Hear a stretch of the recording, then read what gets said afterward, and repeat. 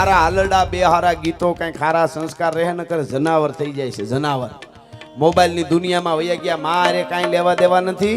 માને પગ પકડીને ઢળડીને વૃદ્ધાશ્રમમાં મૂકી આવશે. જો તમારા બાળકોને હાવ છૂટા મૂકી દીધા ને મોબાઈલમાં, તો એ ફેક્ટરી માનશે. એમ કહેવાય ને કે તને મેં જન્મ દીધો તો કે એ તો ફેક્ટરીમાં ગમે એ વસ્તુ બનતી હોય એમ તમારું શું મૂળ થાય એ કયો. આવા છે બાળકોએ કીધેલું છે એટલે કહું છું. પણ માવડીઓની જવાબદારી પહેલી છે. સારી વાર્તાઓ બાળકોને સંભળાવજો. અનુપમા ન જોવાય કાંઈ વાંધો નહીં, જરાય દુઃખી નથી. હાવ 2 કરોડની ગાડી ફરે છે, તમને એમ લાગે છે કે દુઃખી છે. બિચારા બેનું રોવા માટે સોફે બેઠા બેઠા. બિચારી અનુપમા દુઃખી થઈ ગઈ. પણ ઓલો અનુપમો ઓફિસેથી આવ્યો, એનું ધ્યાન રાખો, જરાક પાણી ભરી દો. મેકઅપના ખર્ચા ઈ ઉપાડે છે. આ બહુ મોટી વાત છે. આ એટલે માવડીઓની જવાબદારી. અને એક જવાન દીકરીઓ હોય 15 વર્ષથી 20 વર્ષ સુધીના, એમને કહું બહુ સરસ એક દાખલો છે. એક દીકરી બજારમાં વહી જતી હતી, 18-20 વર્ષની દીકરી. હાવ નીચું જોઈને નીકળી, જ્યારે નીકળે ત્યારે હેઠું જોઈને વહી જાય. હાવ આમ હેઠું જોઈને ઊંધું જોઈને વહી જાય. 2-5 જણા કોઈ ડાયા માણસને જોયું કે આ દીકરી કાયમ હેઠું જોઈને કેમ વહી જાય, કોઈ સામું જોવે નહીં. અને એને પ્રશ્ન કર્યો, બેન દીકરી બેટા તું કાયમ નીકળે છે ને હાવ હેઠું જોઈને કેમ વહી જાશો? એમ કાંઈ દુઃખી છો કે કાંઈ વાંધો છે? તો કે ના એવું કાંઈ નહીં, આનંદમાં છું, ખુશ છું. તો હાવ હેઠું જોઈને કેમ હાલે છે? એ દીકરીએ બહુ સારો જવાબ આપ્યો કે હું હેઠું જોઈને એટલા માટે ચાલું છું કે મારો ભાઈ, મારો બાપ, મારું કુટુંબ અને મારી નાયત ઊંચું જોઈને હાલી શકે ને, એટલા માટે હું હેઠું જોઈને હાલું છું. ભલા માણસ, આ બહુ મોટી વાત છે. 35 રૂપિયાના પેટ્રોલ પુરાવીને લવ જેહાદિયાના દીકરા આવે અને એના ભેગી જેથી સનાતનની દીકરી બેસી જાય છે ને, ત્યારે સનાતનની છાતી ઉપર પગ દઈ જાય છે, ત્યારે બહુ વહેમું લાગે છે અને દુઃખ થાય છે. અનેક ઘટનાઓ બને છે. મારા એક મિત્ર છે વિનોદભાઈ ભાનુશાળી, એમણે મને સત્ય વાત કરી. હું આપને કહું છું, મેં ઘણી જગ્યાએ બોલ્યો છું. એ વાત મેં કીધી છે કે એ હિન્દુત્વ ઉપર ખૂબ કામ કરે છે. અને એણે કીધું કે અમે એક એરપોર્ટ ઉપર દીકરીને લઈ જતો હતો, લવ જેહાદી દુબઈ લઈ જતો હતો, અને એરપોર્ટ પૂગવા આવ્યા અથવા તો પહોંચી ગયા, ત્યાંથી એને પાછા વળ્યા. કરોડપતિની દીકરી સાહેબ, કરોડપતિની દીકરી 1.5 કરોડ રૂપિયા લીધા ભેગા. આ સત્ય મોટે મોટે એને મને કીધું, એ હું કહું છું. 1.5 કરોડ રૂપિયા બીજા ઘરેણાનો થેલો ભરીને દીકરી ઘરેથી નીકળી ગઈ. આપણી હિન્દુની દીકરી, એને લઈ જતો તો એરપોર્ટ પાસેથી કે એરપોર્ટથી ક્યાંકથી પકડ્યા. અને પકડીને એને જ્યારે રિમાન્ડ ઉપર લીધો ઓલા છોકરાને, પછી પોલીસે, પછી છોકરો માન્યો તો ખબર પડી કે જે દીકરીને લઈ જતો હતો ને એ 39મી હતી. 38 દીકરીઓને એ દુબઈમાં વેચી આવ્યો તો, આવી રીતે પૈસા લઈ લઈને. આવી ઘટનાઓ હોત બને છે, આવી ઘટનાઓ બને છે. કહેવાનો મારો અર્થ બીજો એમ નથી, પણ સંસ્કારથી મોટું કાંઈ નથી. સંસ્કારનું સિંચન, ભગત બાપુનો એક દુઓ છે કે ભીતે રંગ ભર્યા અને ચિતર ચિતરિયા, પણ એ ખોરડા ખળભળિયા જેના કાચા પાયા કાગડા. શિક્ષણ બહુ જરૂરી જીવનમાં, પણ સંસ્કાર વગરનું શિક્ષણ છે એ કેવું છે કે તમે આવડું મોટું સમાજ ઊભું કરી દીધું અને પાયો જ ન ગાળ્યો હોય તો ગમે ત્યારે હેઠું આવે ને કડલ ભૂફ કરતું. પહેલાં પાયો એટલે આપણી સનાતન સભ્યતા અને આપણા સંસ્કાર છે. એટલે પાયો મજબૂત હોય એ પાયા માટે થઈને આ સમાજ, આ બધા વડીલો, યુવાનો આ બધા ભેળા થઈને આવા કાર્યક્રમો કરે છે કે આપણા સમાજ માટે કંઈક થાય. અને પાયામાં એની સંસ્કૃતિ અને સંસ્કાર રેડાય, એના માટેના આ પ્રોગ્રામો બધા એના માટેના થાય. એટલે મને આ વાત યાદ આવે. મેં આ ગીત ગાયું, માઈ મેરી ક્યાં ફિકર તુજે, क्यों आँख से दरिया बहता है, तू कहती थी तेरा चांद हो मोयरू चांद हमेशा रहता है. एक બ્રાહ્મણની દીકરીની જ મને વાત યાદ આવે છે. આ દરેક પ્રોગ્રામમાં હું કહું છું, દરેક ગૌરવ લઈ શકે, પણ અહીં ભૂદેવો બેઠા છે એટલા માટે. હવે આ ગીત તો કેસરીમાં આવ્યું છે અને સરસ રીતે આપણે બધાએ સાંભળ્યું, પણ મારે આ અહીંયા ડાયરામાં આ ગીતની જો લેવી હોય વાત તો ક્યાં લેવાય? ક્યાં ફિકર તુજે, માન દીકરો કહે છે. તો સાન્ડર્સને જ્યારે ચંદ્રશેખર આઝાદ અને ભગતસિંહે માર્યો, સાંભળજો, સાન્ડર્સને, અને પછી ભગતસિંહની ઓળખ થઈ ગઈ અને આખા લાહોરમાં ચારે બાજુ પોલીસ ગોઠવાઈ ગઈ અને ક્યાંયથી ક્યાંય નીકળાય એવું હતું નહીં. અને ખબર પડી ગઈ પોલીસને કે આ ભગતસિંહ જ છે, અને ભગતસિંહને જ્યાં જાઓ ત્યાં સીધું ફાયર કરો. એ પાકું જ્યારે થઈ ગયું એ વખતે રાતના 9:30 થી 9:45 વાગ્યાની આસપાસ એક બ્રાહ્મણની દીકરીના દરવાજાના ટકોરા થયા. અમે અને બાઈ એકલી ઘેરે હો, પોતાનો દીકરો હતો 7 વર્ષનો, 6 વર્ષનો, કેમ પતિ તો કલકત્તા હતો એકલી બ્રાહ્મણની દીકરી, પણ કેવી દીકરી, મેં તો ઘણીવાર એની વાત કરી છે. ટ્યુશનમાંથી જે પગાર આવે, બાળકો ભણાવે એનો પગાર આવે, એના બે ભાગ પાડે સીધા 50-50%. અડધા જે પૈસા હતા ને એમાં પોતાના ઘરનું ગુજરાન ચલાવે, અને અડધા પૈસા સીધા ક્રાંતિકારીઓને દારૂ ગોળો લેવામાં આપે, ક્રાંતિકારીઓને જમાડે. અને વધારે ગૌરવ ઈ તમને થશે કે હવે જે દીકરીની વાત કરું છું, બ્રાહ્મણની દીકરીની, ચંદ્રશેખર આઝાદે જે ગોળી ખાધી ને, જે રિવોલ્વરથી, એ ગોળી પણ આમની દીધેલી. એનું નામ હતું દુર્ગાવતી, દુર્ગા ભાભી. કોક દી વાંચજો ખબર પડે. ભગવતી ચરણ વોરાના પત્ની. એના ટકોરે આમ દરવાજે ટકોરા લાગ્યા 9:30 થી 9:45 ની આસપાસ. એ ટકોરા લાગ્યા ને આમ કરીને આમ દરવાજો ખોલ્યો એટલે 5-7 યુવાનો અંદર આવ્યા.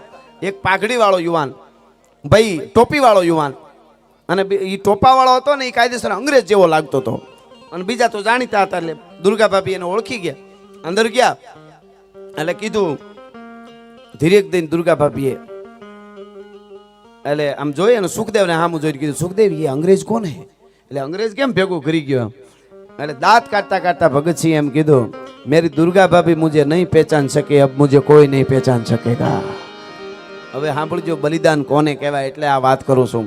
આ થોડુંક અઘરું ખરું, આગળ આપણે આસિયન ફોરું કરી મજા આવે, પણ આ તો બહુ ઊંચા લેવલનો ડાયરો છે ને, કોણ સામે બેઠા છે એટલે હું આ વાતું કરું છું. અને સાહેબ તેથી દુર્ગા ભાભીને કહેવામાં આવ્યું કે આ ભગતસિંહ છે અંગ્રેજ બન્યો છે ટોપો લઈ, કારણ કે ઓળખાઈ ગયો છે પાઘડીમાં. જ્યાં ભાળે એના ઉપર ફાયર સીધું થાય, ફાયરિંગ થવાનું છે, મારી જ નાખવાનો હુકમ છે. પોલીસ ચારે બાજુ ગોઠવાઈ ગઈ છે આખા લાહોરમાં. કે તો ક્રાંતિકારી યુવાનોએ કીધું દુર્ગા ભાભીને, તમારે ભગતસિંહના પત્ની બનવાનું છે. તમારે ભગતસિંહના પત્ની બનવાનું એક પાત્ર ભજવવાનું છે. ત્યારે દુર્ગા ભાભીએ કીધું, મારી સામે આવીને કોઈ એટલું બોલે કે તમારે આનું પત્ની બનવાનું છે, એ બીજી ક્ષણે જીવતો ન હોય, પણ રાષ્ટ્ર માટે કામ હોય તો ભગતસિંહ મારો ભાઈ છે, એના માટે જે કે કરવા માટે તૈયાર છો. અને દુર્ગા ભાભી તૈયાર થયા. હા દુર્ગાવતી. કોક દીક ફ્રી થાવ તો આ બધા ક્રાંતિકારીને વાંચો તો ખબર પડે. દુર્ગા ભાભીએ મેકઅપ કર્યો ને એ પણ અંગ્રેજ બન્યા, અંગ્રેજ મેડમ બન્યા. ભગતસિંહ અંગ્રેજ, એનો દીકરો ભેળો લીધો. શું કામે? લાહોર રેલવે સ્ટેશનથી ટ્રેનમાં ચડીને કલકત્તા વૈયા જાય, નહીતર ભગતસિંહને બચવાની કોઈ બારી જ નહોતી. નીકળ્યા ને ઘરેથી, રેલવે સ્ટેશન થોડુંક નજીક આવ્યું એટલે 5-6 કે વર્ષની આસપાસનો બાળક, નામ શશી, તેડ્યો તો ને. દુર્ગા ભાભીએ ભગતસિંહના હાથમાં આપ્યો અને કીધું ભગતસિંહને તેડી લે. ભગતસિંહ કે ભાભી मैं क्यों उठाऊं गोद में, आप उठा लो ना, ये गड़बड़ हो जाएगी, रोएगा तो. આ રોઈશે તો ગાંઠની ખબર પડી જાય ને કઈ ગાડાવડું થઈ જાય, મને કેમ આપો છો? કે તું લઈ લે. અરે પણ અવળું થઈ જાય, રોશે તો મને કેમ આપો છો? હવે જે આ બ્રાહ્મણની દીકરી બોલી છે ને એનું ભારત ઋણ ન ચૂકવી શકે કોઈ દી. શું કીધું ખબર? ભગતસિંહ તું તેડી લે મારા શશીને. કારણ એટલું જ, જો હામી પોલીસ ચારે બાજુ જોવે, જો બધાની તલાશ લે છે ને, કે હા કે હમણાં આપણે ટ્રેનમાં બેસી જાઉં, હું અંગ્રેજ મેડમ બની ગઈ છું, તું અંગ્રેજ અધિકારી જેવો લાગે છે, બન્યો છો, આપણે બરોબર છે. પણ કદાચ ન કરે નારાયણને શંકા પડી જાય અને ઓળખી જાય ને ભગતસિંહ, તો તારા ઉપર સીધું ફાયરિંગ કરશે અંગ્રેજ પોલીસ. તો તારા ઉપર જ્યારે ફાયરિંગ કરે ને ત્યારે મારા શશીને આડો દઈ દેજે, ભગતસિંહની હજી ભારતને જરૂર છે, એટલા માટે તને કહું છું તેડી લે. હા મારા શશીને આડો દઈ દેજે, હજી ભગતસિંહની ભારતને જરૂર છે. પછી તો દુર્ગા ભાભી એ પહોંચી ગયા. એની તો બહુ કથા જબરી છે, લાંબી. મુંબઈમાં કેવી રીતે અંગ્રેજો ઉપર ફાયરિંગ કર્યા, રાતના કેવા દુઃખ વેઠાય ને દેશને આઝાદ કરવા, એ કથાઓ છે. ઝાંસીની રાણી લક્ષ્મીબાઈ કેવડું આપ્યું છે આ બધાને. ચંદ્રશેખર આઝાદ, મંગલ પાંડે, આ બધાને કેમ ઋણ ચૂકવી શકાય? એટલે કીધું અહીંયા આ શબ્દ મેં લગાડ્યો કે ત્યાં શશી જ્યારે દુર્ગા ભાભી ભગતસિંહના હાથમાં પોતાનો દીકરો દેવા જાય ને ત્યારે કદાચ દુર્ગા ભાભીને સેજ આંખમાં આંસુ આવ્યા હોય તો शशि एम कहते हो, ओ माई मेरी क्या फिक्र तुझे क्यों आंख से दरिया बहता है, तू कहती थी तेरा चांद हूँ मैं और चांद हमेशा रहता है। आ अपनी परंपरा से एटले कहवाय गाढ़ा हुकड़े हठीला जोत भैराड़ी ने साने गाजे टाके ठंडी दूध हुए प्रकृति घटा बीच गन प्रकृति झड़प जटी उबाड़े भगोड़ भेड़ा प्रकृति झड़प जटी उबाड़े भगोड़ भेड़ा मेड़ा प्रतिनाथ घोड़ा उपाड़े नत्री महीपाट कुंभी काट हेमरा है काट माले आसमान पपेराट धुंधला यरा बीजड़ा न राज काट बीज खेड़ा बाट बने अणी बेड़ा पाट धणे न जाके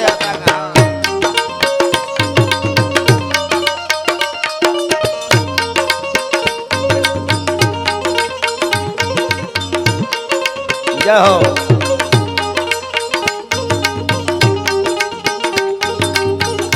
વાહ વાહ. ડોલર તો આવ્યા હતા, પણ આ બીજા જ આવ્યા કઈ. હે હોંગકોંગ હો. વાહ વાહ. અમે અહીં પ્રોગ્રામ કરી આવ્યા હોંગકોંગમાં. ડોલર ને હોંગકોંગ નું નાણું બધું આપણું બધું આવે છે. બહાટી બોલે છે. વાહ ભૂદેવો અટાણે ફલ્યા ફૂલ્યા છે ભગવાન પરશુરામની દ્વારકા વાળાની કૃપાથી. જય હો.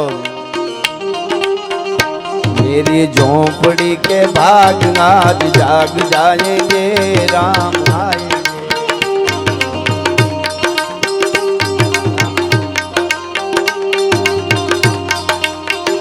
राम आएंगे तो अंगना सजाऊंगी, दीप जला के दिवाली में मनाऊंगी. मेरे जन्मों के सारे पाप कट जाएंगे राम आएंगे. आहा. मेरी झोपड़ी के भाग आज जाग जाएंगे राम आएंगे.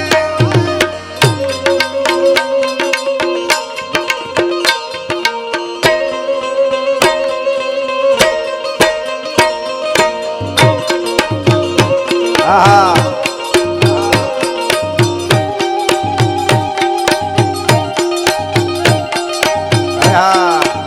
रामदान भाई पधारो पधारो. जय मोगा. हाँ भाई हाँ.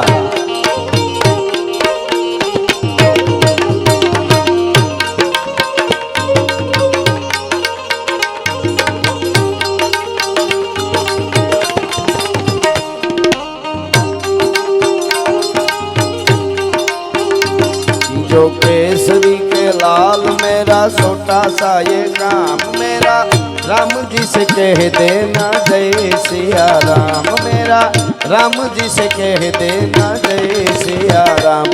जो केसरी के लाल मेरा छोटा सा ये काम. मैं तो राम सदा जपता तेरा ये सदा नाम.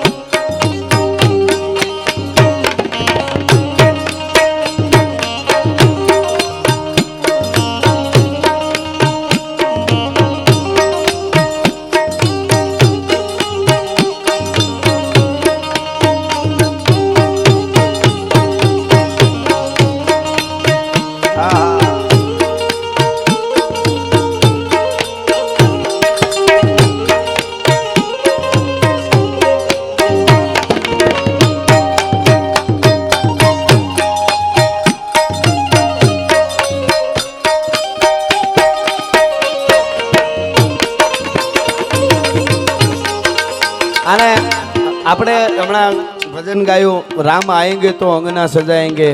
રામ આएंगे. રામ છે ને ક્યારેક જ આવે ને કોકને જ આવે.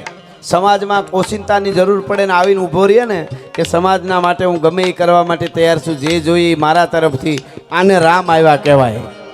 રામ ક્યારેક જ આવે. કોઈ ગરીબને દીકરીના લગ્ન અટક્યા હોય ત્યાં જઈને ઊભો રહીએ કે મારા તરફથી તમારે બધું થઈ જાય, ચિંતા ના કરો, આને રામ આવ્યા કહેવાય. ક્યાંક મંદિરે અટક્યું હોય જઈને ઊભો રહીએ કે હું આપી દઉં છું, એને રામ આવ્યા કહેવાય. રામ કોકને ક્યારેક જ આવે.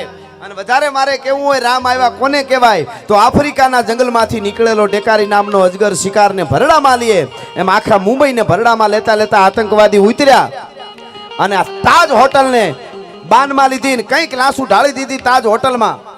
અને પછી ત્યાંથી નીકળી ગાડી લઈ 4 વ્હીલ અને AK-47 થી ધણધણાટી બોલાવતા જાય. રસ્તામાં જે આવે એને મારતો જતો તો કસાબને એના સાથી. અને મારતા મારતા મારતા માટિયા મેં કહેવાતા હોય એવા મીંડે સુપાવવા આડા. કારણ કે હામું કેમ હલાય. એવે ટાણે મહારાષ્ટ્રીયન પોલીસની ટોપી હાથમાં લાકડી અને ગડગડતી દોટ મૂકી ગાડીની આડો ફરી હાથે ગાડીનો દરવાજો ખોલે અને સીધી મશીન ગનની ધણેનાટી પોતાની છાતી માથે ઝીલી ગોળીઓ હોહરવી નીકળી ગઈ સતાય કસાબને કાટલો પકડીને હેઠો પછાડી અને પછી શ્વાસ છોડે ને તુકારામને રામ આવ્યા કહેવાય ભલા માણસ. રામ ક્યારેક જ આવે, કાયમ ન આવે. એટલે કે છે કાઈ ન હોતા પવન પાણી ઝાડા ઝાડા અહંકાર વેદ વાણી મંત્ર તંત્ર ન હોતા વિવેક જ્ઞાન ધર્મ કરમ ચતુર સૂર ન હોતા ધર્મ કરમ ચંદ્ર સૂર ન હોતા આકાશ ધારા રામૈયા રામ હીરામાં હોતા આપે એક અને બુદ્ધિ તકી કર તાર શક્તિની પાઈ બીજી રીતિ જીતી નવે નીતિ તિયારા કરો.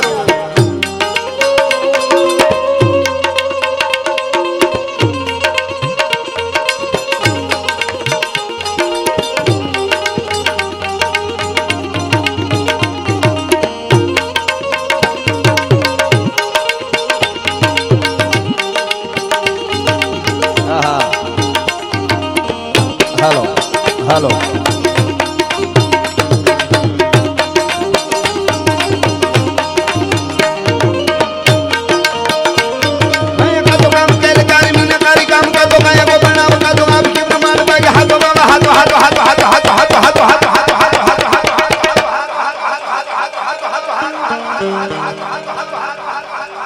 એ દુનિયાની મોહ માયા બધી ખોટી છે, દ્વારકા વાળો સાચો છે.